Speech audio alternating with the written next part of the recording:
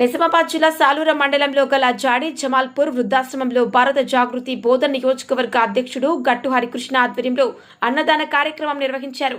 కార్యక్రమం భారత జాగృతి వ్యవస్థాపక అధ్యక్షురాలు BRS party MLC Kalvakuntla Kavitha జన్మదినం సందర్భంగా నిర్వహించబడింది.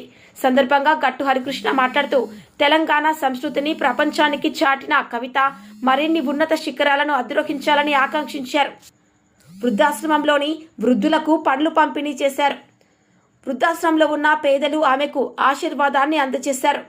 కార్యక్రమంలో పట్టణ అధ్యక్షుడు పాముల వెంకట్, నాట రాజేష్, బొడ్డు రవి, దండు తేజ, సందీప్ తదితరులు పాల్గొన్నారు.